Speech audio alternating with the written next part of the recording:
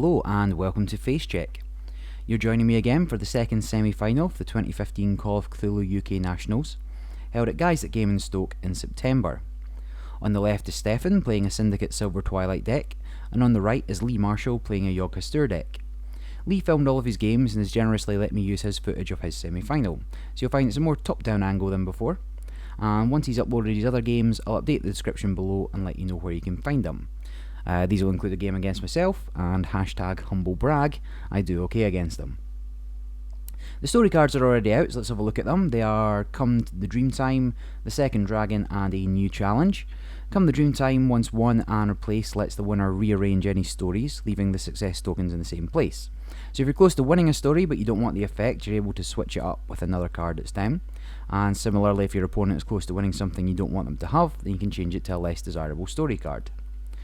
The Second Dragon is very good in the right circumstances. Once won and triggered, it will let each player search their deck for a non-unique character they already have in play, and fetch any number of cards with the same title and put them into play without paying the cost. So if you have a particularly beefy character out, your opponent only has like a weenie 1-drop, then this can be a pretty big swing. A New Challenge, also a game changer. After winning that story, the winner can rearrange all success tokens between stories, and you can put up to a maximum of 4 at 1. So suddenly, your opponent's no longer close to winning that story, and you can consolidate all your 1 or 2 success tokens onto one story to be ready to take down the second or third. So it's an interesting spread. Should hopefully have repercussions for how the game is played and how the players choose to commit characters to stories. Lee won the roll-off and is elected to place second. His deck more can react to opponents' plays betters, and getting that early card draw by going second, getting that extra card, can give him the options that he needs to win. Stefan kept his hand, but Lee's chosen to mulligan, and that's one of the first difficult decisions of the game. If you don't have 3 cards that you can afford to resource, then obviously you have a strong hand, but do you sacrifice some of those cards for others? Or if you don't have enough cards you want to play in the early game, can you afford to resource the ones you have and hope to draw into the cards you need in your first turn? With multi-faction decks, you obviously need to consider whether you have enough cards of one faction to resource and still be able to pay for them, and very tricky choices, and one of the reasons why Call of Cthulhu is so good. Excuse me. Both players are choosing what to resource. Stefan's been stuck on that third domain for a while, and this game can definitely be a brain burner, and a lot of people do get hung up on the resourcing aspect. It really defines your whole turn's plan, so often turns go quite quickly once you've decided what card you're putting to a domain. So they've both chosen what they're going to choose there, or what they're going to resource. Lee's resourced Rite of the Silver Key, Frozen Time, and Apeirophobia. So that's 2 Yog and 1 Hastur. Stefan has resourced Lina de Boreal, Initiate of Huang Hung. I'm never going to be able to say that. And Fall Guy, so 2 Syndicate and 1 Silver Twilight. So the game begins proper. Stefan only draws 1 card as first player. Going first reduces the options for resourcing, so can be an additional difficult decision on top of the one you've just made. I find I prefer going first if I have a lot of low cost characters and events, and second if I'm only likely to drop 1 character a turn going into the mid-late game, build up a single domain to 4 resources perhaps, and play there. Obviously that depends on your deck, and you'll need to decide before actually seeing your hand, so again the going first or second is another important decision. Stefan resources Immurement, pretty good 0 cost event from Syndicate, but going first not going to do him any favours against anything that Lee's got down. He then plays Irish Channel, which is a decent draw card. It reads, during your operations phase, reveal the top card of your deck until the end of the phase. If that card is a criminal character, draw the bottom card of your deck. So there he's revealed the gorgeous alt art Clover Club Torch Singer, and drew the bottom card of his deck. He's then played You Know Too Much. That's a big tempo hit for the second player when played first turn. That reads, choose a player. That player must place 2 cards from his hand on top of his deck or sacrifice a character. As Lee cannot sacrifice a character, he must place 2 cards from his hand back on top of his deck, which means he's going to draw into those same 2 cards next time. So that's going to dramatically reduce his options for his first turn. Then Stefan finishes out his turn by playing Eldritch Nexus, which grants a new domain from the top of his deck, resourced by the card that would then be on top of his deck. So the Clover Club Singer becomes a domain, and he resources a second You Know Too Much, which will likely be disappointing for Stefan, as it would have been a great card to play next turn. After that he passes, and so Lee's going to get a free swing if he can get any characters down. Lee draws back into the same 2 cards he just had in his hand a minute ago, which is always disappointing. Resourced another Frozen Time, though that would perhaps be a good card to play on Irish Channel to stop or at least slow Stefan's card draw, but I guess it's a loyal card, so it might be a factor for him at this point. He's played Right of the Silver Key there, so it seems as if his opening hand was pretty duplicate heavy. Right of the Silver Key is going to come into play quite a lot shortly. And then he plays Professor Nathaniel Peasley, the Yogg version, not Miskatonic, and that will let him swap a character. Will swap Peasley for a character on Stefan's side of the board. He then plays a core set card, Demon Lover, Haster. That can be exhausted to reduce another character's skill by 2 until the end of the phase. And both Peasley and Demon Lover have Arcane, so they'll be able to commit to stories here, get a free swing, and still be able to defend on Stefan's turn. So it gets 2, indeed that's what Lee does there, goes to 2 different stories, gets 2 success tokens on them, and they're both standing up. So not a bad first turn from Lee. 2 characters down, early doors, no opposition. If he can keep doing that, then obviously very quick to win the game. So into Stefan's second turn. Now he gets to draw 2 cards. Just refreshing properly there. Excuse me. You see both players have the domain markers that were given out at the National. Top 8 players walked away with them. If you play Cthulhu faction, very nice, but I don't think there's any available for any of the other factions. Irish Channel, the support which Stefan played, if you can get 2, maybe even 3 cards from it, definitely worth the cost of the 1 drop. And it's not quite so powerful that people want to blank it straight away. They maybe save their support destruction for something else. There's Stefan resources Johnny Five's Dame, a syndicate cost reducer, so Johnny V, but obviously Roman numerals 5. And then he uses Irish Channel to reveal a card, which is Sinclair. So she's a criminal, and that lets him draw a card from the bottom of his deck. So he's already got 2 cards out of it. I can't think of any Cthulhu player that's going to say, pay 1 to draw 2 cards is a bad thing to happen. But what he definitely needs to do is get some characters down. He needs to be able to defend. He can't just let Lee walk over him and get up to 4 tokens and 2 stories within the first couple of turns. He'll need to start getting tokens down of his own and still having people to defend with. So there's his first character, Lena de Borio. Again, a duplicate of a card that's been resourced, and kind of shows what putting 2 or 3 copies of a card in your deck can do for consistency. Lena's a poor man's Paul Lamont. Gets the ability to pay 1 and choose a character. Until the end of the phase, that character gets -1 skill and loses an icon of your choice, and Lena de Borio gets +1 skill and gains the chosen icon. He's then played another Foxy Clover Club Singer, which lets him pay 1 to drop skill by 2, and Syndicate's really defined by its skill manipulation traits. If you can stop any skill from being at a story, then your opponent can only get success tokens for investigation struggles, as 0 skill does not count as a success. If you have 0 there, it's 0 versus 0, and you don't get anything. Now Stefan's resources are interesting. The fact he's used his 3 domain to pay for a 2-cost character would suggest that he's building up to a 4-drop next turn, or potentially even something bigger. Watching your opponent's resources can often give you an insight into what they're going to play, and with this much skill manipulation, perhaps a card like O'Banion's Inner Council, which discounts icons on characters with lower skill than it, might be coming up. Silver Twilight's there. Might be an element of hand control, so a card like Phineas Taylor, which lets you choose and discard a card from your opponent's hand if successful at a story, might also be an option. I don't really know what's coming up yet.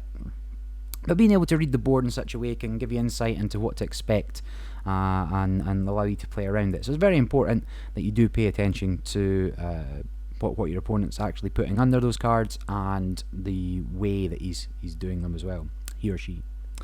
The operations phase was over, and Lee, you'll see there was a very meticulous player, turned Sinclair face down to indicate that it's over. You'll see Lee pause after every play to make sure there's no actions and each action window is adhered to and people were given the opportunity to do something in the windows that they should be. Stefan here is querying the stacking of skill modifiers. If Demon Lover reduces Lena's skill by 2, the lowest it can technically go is 0. Would then triggering her ability for the +1 skill result in her having 0 or 1 skill? And the answer is 0. All modifiers are added up when it comes time to resolve the skill check at the story. So it would technically be 1 minus 2 plus 1, giving her 0. So that might be a little counterintuitive. You might think that effects happen and that's them happened, but the abilities kind of still sit until the sort of resolution off the phase. So now he just needs to decide what he wants to do. Does he want to challenge the stories that Lee already has tokens at, or does he want to try and start locking down the third story, giving up those first two, or at least not defending them at the moment until he has a slightly better board state. He's elected to send both to the same story. He'll be able to steal an icon with his open domain from Lena if that becomes a problem. And he's put them both to the uncontested story. So if Lee were to go there, he could drive one of them insane, but would do so at the cost of his own characters taking a wound. And as Lena can steal the terror icon, definitely not worth going in for. Stefan does trigger Lena after Lee declines to defend to take an arcane icon, and that allows him to stand the Clover Club Torchsinger back up for defense. She's not a great defender though, not particularly strong. A single combat icon, no toughness, no willpower. With what's already down there, probably not going to do too much, but better than nobody. Plus he does still have a domain open. He can steal an icon from another character with Lena regardless. So Lee refreshes, uses Right of the Silver Key, which discards Halley's directive and draws up. So to go back to Right of the Silver Key, it's a forced response. After your turn begins, add 1 success token to Right of the Silver Key, then discard the top card of your deck, and then as an action, exhaust Right of the Silver Key and discard X success tokens from it to choose a character in your discard pile, cost X or lower, and put it into play. So you can keep recycling characters or cheap characters at least for that. So Lee's just resourced another Apeirophobia, and it's crazy how many duplicates are out already. But that does let him put down the Hungry Star Vampire, which is going to start munching on all the low skill characters soon. So skill manipulation is going to be pretty important to players on both sides here. Peasley can effectively swap himself for an opponent's character, and swapping for Lena there is definitely a good shout, preventing Stefan from taking icons away from one of his characters. Turns on the threat of terror again, and kind of switches off any dangers of combat. So moved into the story phase. Lee's asked if Stefan has any actions.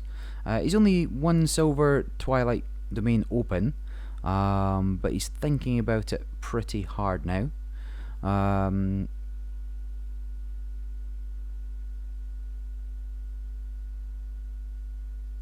Don't know what he could possibly have. You'll notice he took the although he's got 3 of those domains drained and he's taken the domain drainers off, he's not yet put on the regional tokens, but he does only have the new domain that came in from Eldritch Nexus open. The other 3 are drained. They do mention that while they're talking. It's not as if they forgot, it's just that the tokens aren't on it. And also you only get 3 tokens as well from the Nationals. Being able to do Eldritch Nexus, you might have 4 or 5. Getting a second set of those I think is going to be pretty tricky, so I don't know how often you'll see them in play. well, at least not for decks that use Eldritch Nexus. So Stefan really having a good long think about it. I don't know what he's got in his hand. I don't know what he could play. I think he's just working out more, depending on where Lee goes, can he defend or not. Regardless, Stefan chooses not to do anything, and Lee commits the Demon Lover, primarily for her arcane icon, and Hungry Star Vampire for his ability. And this should be, I can't see any way that Stefan could successfully defend, so he doesn't. But Hungry Star Vampire, when it stands back up, will eat the lowest skill character. So at the moment that's a choice between Peasley and Lena.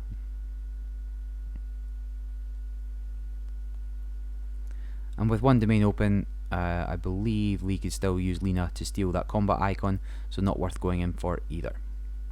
So it doesn't defend, go through the story struggles, get to Arcane, stands the vampire up, which kills Peasley, and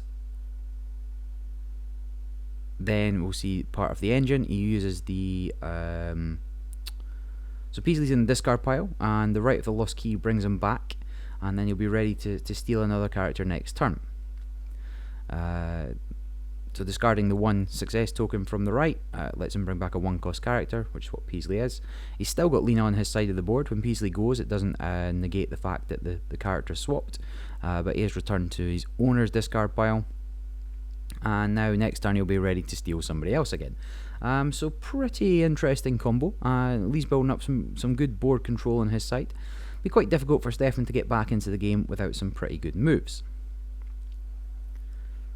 So Stefan's drawn up, again 2 cards,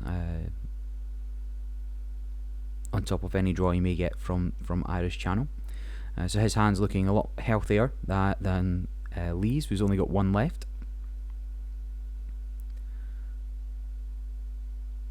Very important choices again, what to resource, certainly with 4 domains now.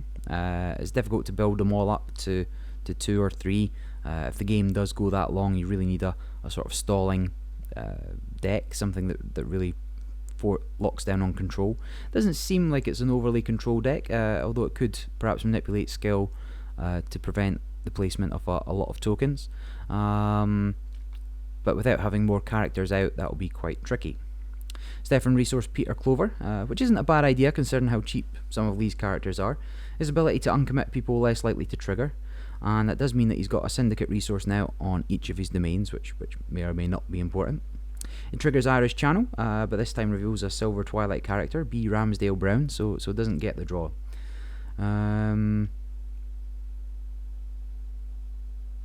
Obviously now a dual colour deck, dual faction deck, you're not going to hit that every time. But here we see the recently unrestricted initiate of Huang Hung. He's the Baron of Bems, the Duke of Jump, the Lord of Leap. When he's played, both players have to return a character to their hand, and as it's a reaction he can choose himself and do it again. So Stefan only has 2 domains capable of playing at the moment though, and also when you're behind in the board state it can be less effective than he might seem.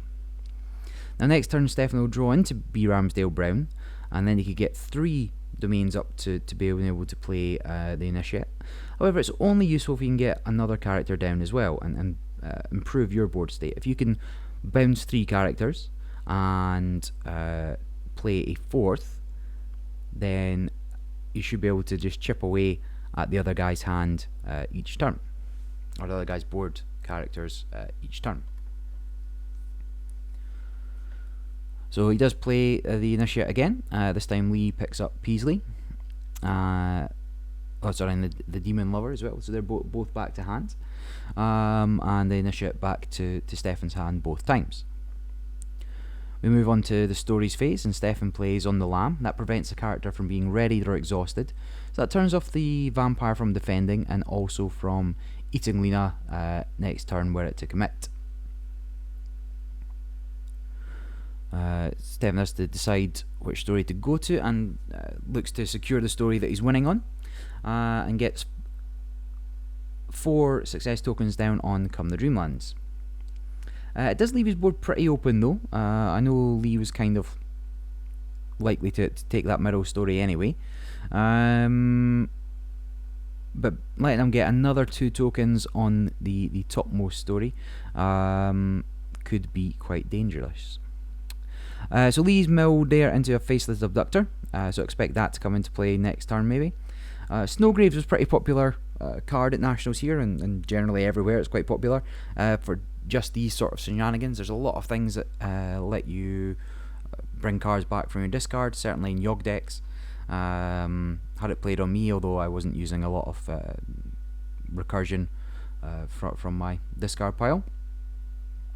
And one of the good things about having characters bounce to hand is that you get a lot of options for resourcing. So those early characters that maybe aren't doing a lot of work for you anymore can now be put on a domain in favour of some of the bigger cards that you've drawn into. So you can see why Initiates come off the unrestricted list. It's far from broken, but can still be quite strong. Your deck really needs to make the most of them though, really built around it. I'm not quite sure the synergies are here for Stefan's deck. Although obviously in the semi-finals it worked very well for him. So indeed there, Lee resourced Demon Lover, and then he's played Performance Artist, which has a disrupt. Sacrifice Performance Artist to cancel the effects of a character or support card ability.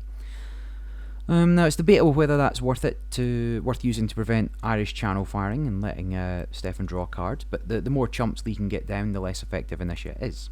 So well worth doing. And also he could theoretically shut down Irish Channel entirely by recycling her from the discard with Right of the Silver Key.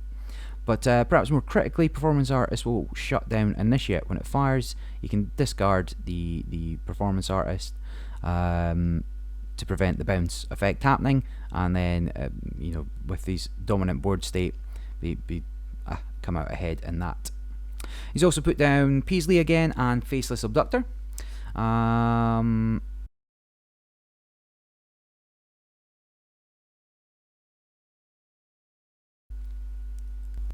So while the getting is good, Lee committing to stories, choosing to put Peasley, Lena to the middle story and Faceless Abductor, but electing to swap that out for the Performance Artist. You'll see here that he uses Faceless Abductor to shuffle the Clover Club Torch Singer, or not shuffle the Abductor back into the deck, which bounces the Clover Club Singer back to Stefan's hand. The reason for this will become apparent in a minute. He's going to resolve the stories. Lena on her own, even with no icons, has 1 skill, which is enough to place a success token down, which will let him trigger the middle story there, the whatever it was called, Second Dragon, that's the one. And what he's going to do is, if Stefan still had the singer out, he'd be able to go fetch another singer. We know there's not a third one. It's already been resourced or turned into a domain with the Nexus. But he's going to be able to bring out 2 extra hungry Star Vampires, and there'll be no opposition on the board or extra characters showing up. That can be a downside. The Star Vampires will eventually start munching on themselves if there's nobody else out, but we should it should be mitigated. It will force Stefan to drop at least skill 3 characters, which out of Syndicate is entirely possible. Same with Silver Lodge, they have high skill characters. But now Lee's got sort of 4 tokens on the new challenge, and the 2 tokens to try and contest come the Dreamtime that Stefan was hoping to win. The new story that come down is the Open Door, and that's another story where you can recover cards from your domains by exchanging them with cards in hand. It fixes resource distribution problems and helps you get bigger guys that you resourced earlier out for mid to late game. But definitely a very strong board position from Lee there. He's got 6 characters down against none. His support lets him recur characters. He can shut down Stefan's Irish Channel if he wants. He can shut down the Initiate, which is probably a relatively big part of what Stefan's deck does. And really in quite a commanding position to go on and take down at least a second story. It'll be very difficult for Stefan to get 5 tokens down before Lee can get 1. And in fact, even the story where he's ahead, 4-2, he might struggle to get a 5th token on there. He doesn't seem to have any characters particularly much with willpower or with terror icons, so that's normally going to send somebody insane. He does have a bit more combat, so he can take out characters there. Still a risk for Lee to send people there, but overall looking in a very strong place. You see Lee there munching on some delicious candies. It's worth noting that the store owner and organiser, Eddie, his wife made everyone who showed up Cthulhu cupcakes on the day. It was an added bonus that 2 of the cupcake toppers were using a sexy pic from Eddie's wife. Now, we didn't see the pic, we just heard the story, but there's always the risk that the cupcake you were eating had been on somebody else's nipples. Now, I don't actually know if those ones were used on the cakes that we had, but I like to think that they were. So, yeah. Anyway, a bit of discussion now about whether hungry star vampires eat themselves, and they would. But Stefan really needs to think about what he has to do to get back in this game. With so many characters down, very hard to bounce them, and certainly with the performance artist, what can happen is he can initiate, drop him down, trigger the ability, but then Lee will disrupt to cancel it. Then if he has a second one, he can try it again, but Lee can bring back the performance artist using the right of the silver key, and just really make it very, very difficult for Stefan to get going. So very important what he resources here, very important what characters he brings out. In order to stand a chance, he absolutely has to win that bottom story. Lee's not shown any investigation icons, but if he can get a character with investigation down, he could possibly win next turn. So Stefan's resourced August Lindquist, and that gives him 3 domains now that the initiate can be played from. But even without the performance artist out, that's likely to be a bad idea.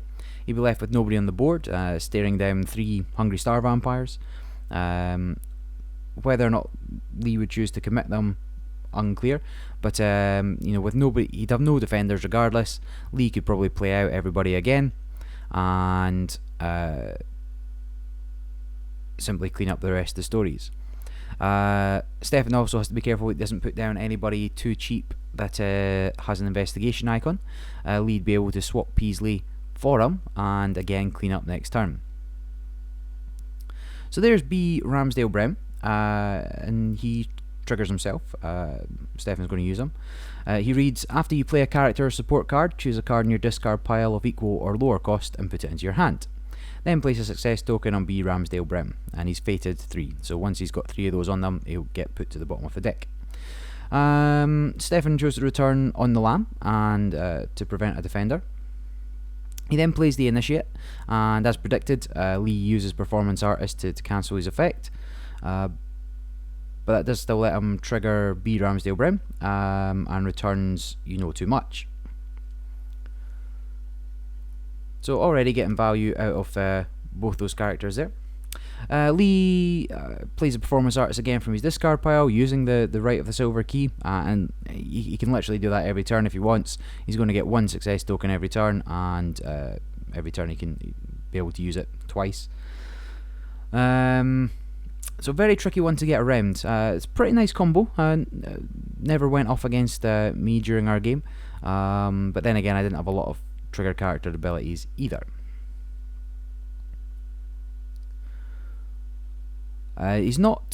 Stefan's not stood up the Irish channel this turn. Hopefully somebody will finally notice. If he does use it, he might get the option to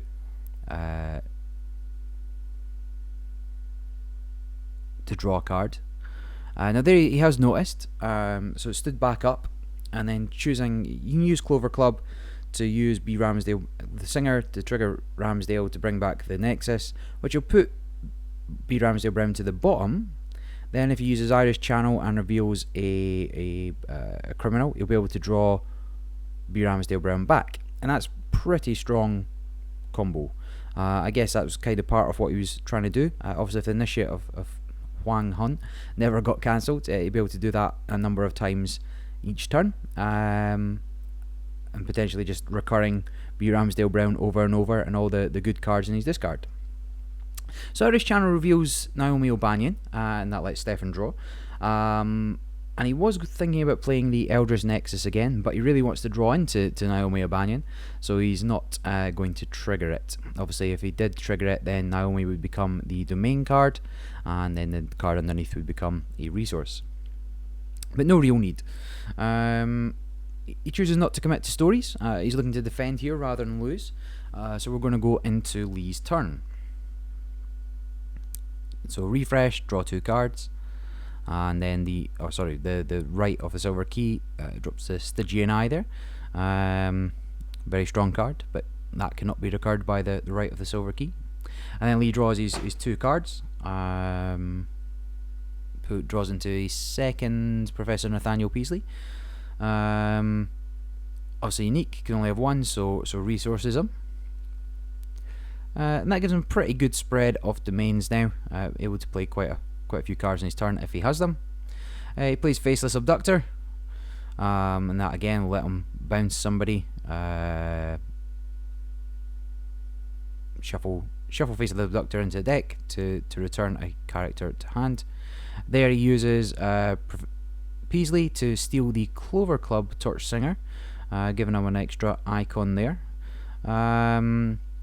He did have enough domains open to steal the Initiate, but I guess he wanted the combat icon to more than anything else in order to kill somebody.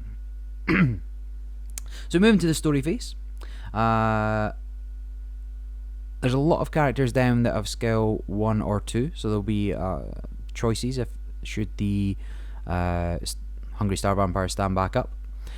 If number of characters have the same skill icon, then the controller of the vampire chooses. Now you can use his combo with Peasley again to kill Peasley, put it to this card, bring him back with the right, or he could choose the Performance Artist, who's also skill 1, but he'd have to get through both of them first before he can start killing off things like the Clover Club Singer and the Initiate. And in fact, Lena has skill 1 as well, so you'd have to get through all 3 of them before much could happen. So he's assigned all 3 Star Hungry Vampires to the stories, looking to get some icons down, some success tokens down. Stefan's chosen to defend, but both those characters will go insane, and insane characters count as skill 0. So when the vampire is readied, then they would be immediately destroyed. Now Lee's going to use Lena to take a book icon to immediately stand one of the vampires at the story that she's at. Lee resolving the stories in order, bottom to top, so he gets 2 successes on the bottom story, 1 for the skill check and 1 for being unopposed. And then the icon struggles at the second story, so terror icon, somebody goes insane. Combat icon kills Peasley.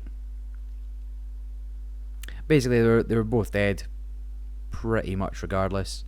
He could maybe have chosen not to defend, he'd have the same result but wouldn't have somebody insane.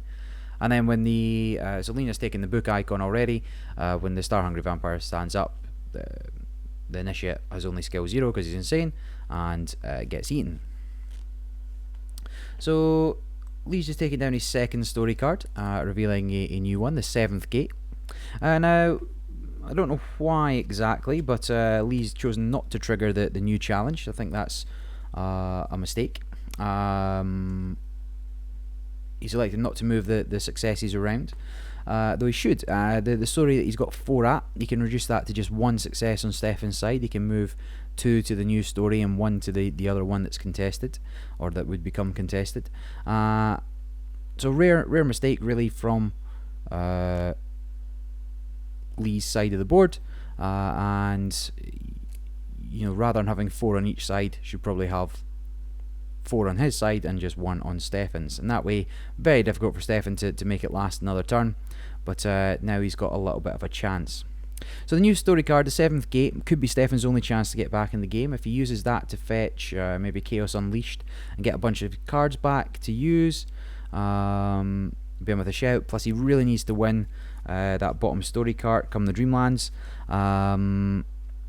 just to stop Lee from having it. If he doesn't win it this turn, Lee's almost certain to take it, and that will be that. Regardless, you know, a lot of difficult decisions this turn for Stefan. He can't play any skill 1 or 0's character, or they'll be eaten when those 2 Star Hungry Vampires stand back up. It's really going to be difficult for him to get back into the game. How he's going to work his way out of this, I don't know. If he can get the bottom story, he can buy himself another turn. Lee's not had that many investigation icons down, so very difficult for him to place 3 successes in a single turn. There, Stefan's resource St. Clair, and he does have B. Ramsdale Brown back in hand from the Irish channels, so he can return the Initiate to hand, but again the Performance Artist would scupper any bouncing action, so it's very difficult. I can't see any easy way out here for Stefan. It's certainly possible in Cthulhu to come from behind, but the gap at this point, you know, he's 7 characters on Lee's side, he's got his combos up, he's no open domains, so he can't do any shenanigans. Or not much opportunity for shenanigans, but we'll just have to see. But he really needs that bottom story. If he doesn't get that bottom story, 100% all over. So he's now got a very good spread of domains there, a 3, 2, 2 and a 2. He has a number of cards in hand, which will let him drop pretty much everything. There he plays On the Lam, which will prevent that Star Hungry Vampire from committing to a story, or prevent it from defending. It stops it exhausting or readying. Then let's think about what else he wants to do. He drops B. Ramsdale Brown and he triggers him, and then Lee asks what he's returning before he uses the Performance Artist. He's going to try and return On the Lam to prevent another character from defending, but On the Lam is a limit once per turn, so even if he were to return it, he couldn't play it. So instead he targets the Initiate, but regardless, Lee cancels the effect with the Performance Artist, and then he uses Faceless Abductor to put B. Ramsdale Brown back to Stefan's hand. Now Stefan doesn't have any domains capable of playing him again. He's a 3 cost, and as I said, it's 3, 2, 2, 2. So pretty safe move. Prevents any other requirements for having to keep recurring the Performance Artist, for example.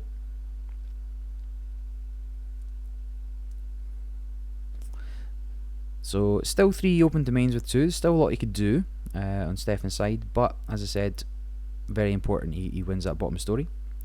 He plays You Know Too Much, so that sees the end of Lena. Lee can't discard 2 cards this time, so he has to kill somebody, but might as well kill your opponent's characters. So Lee's only got 1 defender, the Clover Club Singer, and as I mentioned earlier, she's not a great defender, a single combat icon and nothing else.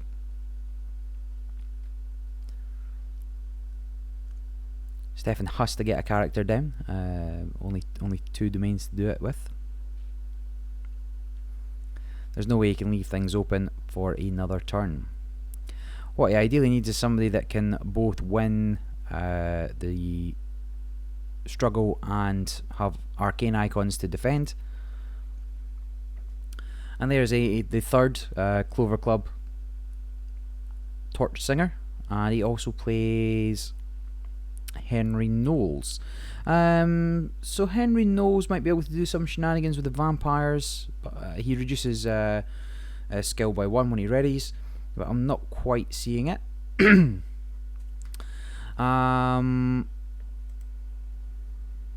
Lee uses Right of the Silver Key to bring back the Performance Artist before committing to stories, though perhaps that's more to sacrifice her to the vampires, as I don't really see how he can stop Stefan from winning there. He's considering going in, but he can't stop the skill check, so basically Stefan wins that story regardless. They're tied on icons, otherwise very little point.